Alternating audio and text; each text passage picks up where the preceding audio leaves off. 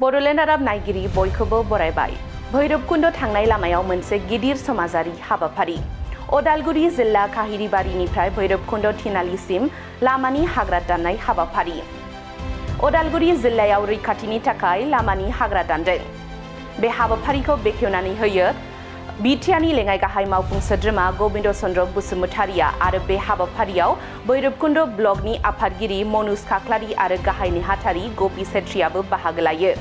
बे हाबाफारियाव बाहागो लानानै खौरां बिबुंथियाव बिटिआरनि लेङाइ गाहाय मावफुं सोद्रोमा गबिन्द चन्द्र बसुमतारिया मा फोरमायखो आबुङै मिथिनानै लानि फै। बेनिफ्राय भैरबकुन्दहालागै जिखिनि लामा मेन रोड बिनि फारनैबो लामा सेर हाग्रा गोबां जाबाय। बिनि जाहोनाव गोजानहालागै गारि सालायग्राफोर गोजानहालागै नुहुरनायाव हेंथा मोनदों। बिनि जाहोनाव सम सम एक्सिडेन्ट जाबाय थायो। स्पेसियेलि रबिबार आरो शनिबार खालि खोब भिर जायो। बेनिखायनो एक्सिडेन्ट जानायनि पसिबिलिटि बांसिन थायो। बेनिखायनो जों नैबे लामायाव जाहाथे एक्सिडेन्ट दाजाथों आरो गोजानहालागै नुहुरनो हानाय बेबस्था जाथों बेखौ सिन्था खालामनानैनो भैरबकुन्द ब्लक कमिटि इउपिपिएलआ मोनसे डिसिसन लानानै दिनै लामा सेरनि फारनैनिबो सेर सेर थानाय जिखिनि हाग्रा बेखौ एवस्रांनाय हाबाफारि लादों। दिनै जोंनि पार्टि वार्कारनि बादैबो रायजो राजाफ्रा गावनि गोसो खुसियै बे हाग्रा एवस्रांनायाव बाहागो लाफैदों। बेनिखायनो बिथांमोनखौ धन्यबाद होदों।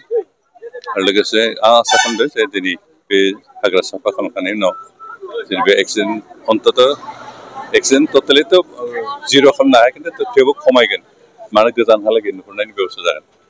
बेनिखायनो साबायखर होदों जायफ्रा दिनै बे हाबाफारि बाहागो लानो गोसो खुसियै फैदों आरो खामानिखौ जाहाथे मोजां मावथों बेखौनो आं खावलायदों। लोगोसे दिनै नैबे गरम सिजनाव हाग्रायाव बेरे जथा बेरे माबा बिदि थायो आरो जिबौबो थायो। बेनिखायनो जोंनि खामानि मावग्राफ्रा जाहाथे सांग्रां जायो।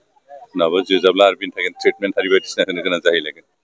बेनिखायनो जोंनि मावग्राफ्रा बेखिनिखौ नोजोर होनो जाहाथे मोजाङै केयारफुलि मावो, जाहाथे एक्सिडेन्ट जाया, आथिं आखाइ दाननानै लाफ्लाङा। खारन जोंहा बहुतआनो खामानि मावनाय हाग्रा एवस्रांनायनि हेबिटआनो गैलिया। बेनिखायनो बहुतआनो रोङा।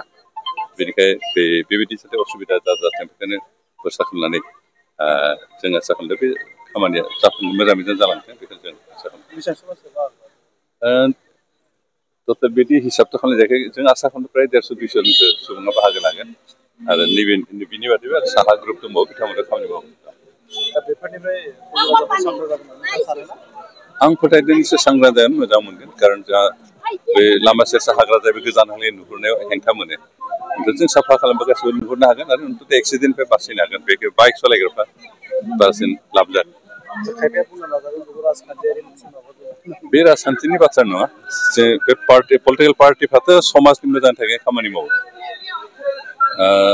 बेनिखायनो बेबो जे समाज सिबिनायनि मोनसे पार्ट, मानसिनि जिउ रैखा खालामनाय, एक्सिडेन्टनिफ्राय बासायनायबो मोनसे समाज सिबिनायनि मोनसे पार्ट।